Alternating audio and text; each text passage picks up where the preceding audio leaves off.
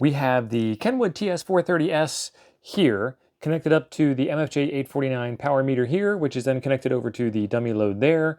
And I have my trusty Morse code key here, CW key, 3D printed. I'm going to put this thing into CW mode. We're going to do some power output tests. This is 29.8, key down.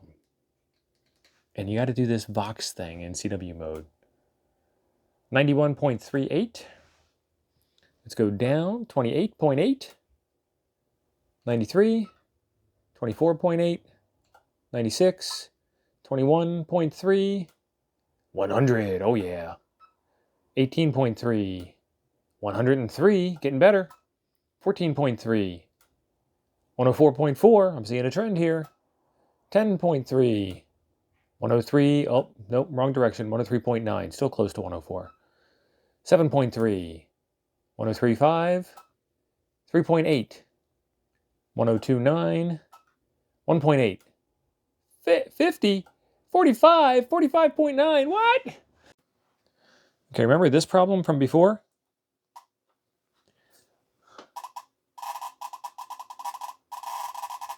Let's see if we can get after that. That potentiometer is this one right here, and you can see it all the way through the back. And I can actually get some good access into those wafers that are in the way in there. So I'm going to turn the radio off. I'm going to spray some of my QD electronic cleaner in there, in between those wafers.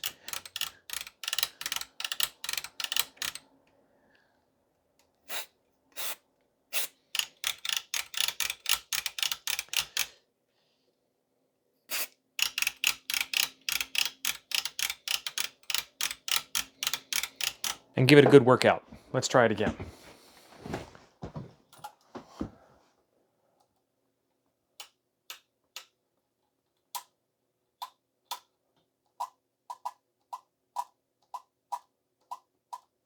I would expect to hear that relay clicking noise when you click in, but before, it was just rapid fire.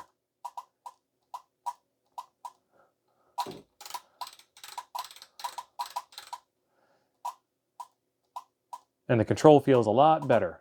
Nice. We are all rearranged trying to get some power settings figured out on this radio. I have the MFJ 849 in place with the cell wave dummy load, so I'm working into a dummy load. I have the top cover of the radio off. And what we're going to work on is the assumption that maybe one of these little connectors in here is loose.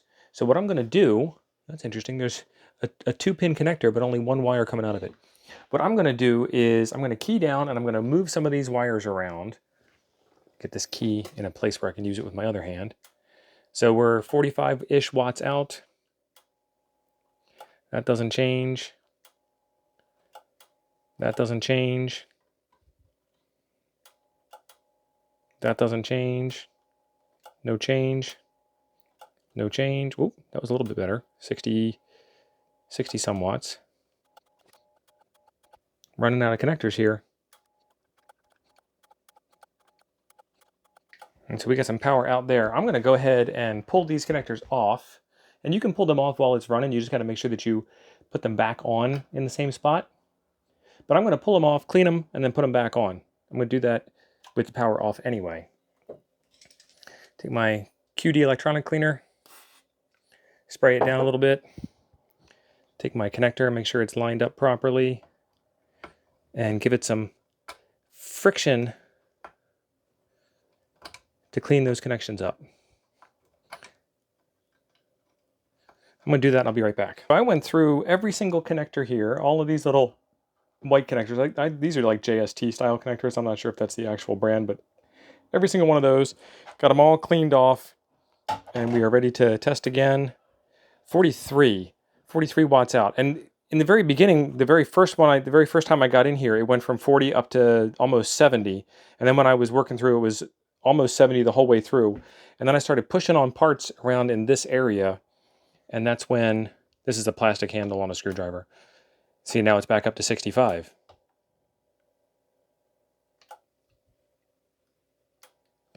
So there's something loose in this area. Let's see if I can do this on camera. I'm going to turn the power off. And we're going to lift this IF unit out of the radio. There are some screws over here on the front sides that I'm going to loosen up just a tad, which will enable this thing here to swing loose. So I'm going to remove these 2 screws back here, too, and we'll keep those somewhere special because they appear to be different than the exterior case screws. And then this here just lifts up because of the magic of good engineering practices. On the back of this, there are 2 more screws that connect the heatsink to this little tray that lifts up. And then there are 1, 2, 3, 4, 5, 6 screws that we need to remove. So I'm going to get them out of here real quick. Nope, there's another screw there. Let's get that one out. There we go. Now we are free. And again, I have the power off, so we can take a look at the back side of this board here. We see a couple of bodges going on. So there's been some work in here. This one's inside of a plastic tube. And then our mechanical filters are right here, which line up here and here. And they don't look too bad, but that's where the board was getting weird. So I'm going to do a real quick reflow on the solder on those.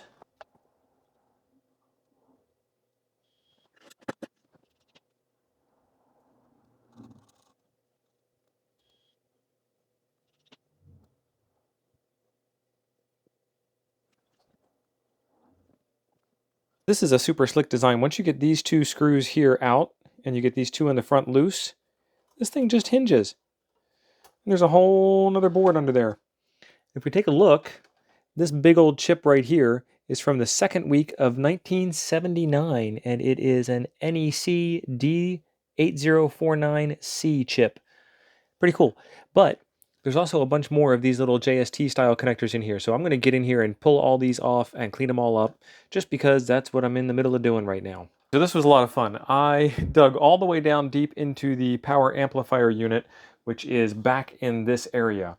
Once you get in there, you don't have to disconnect a whole heck of a lot of stuff. Once you get in there, there are some spots where there might be some bad solder joints.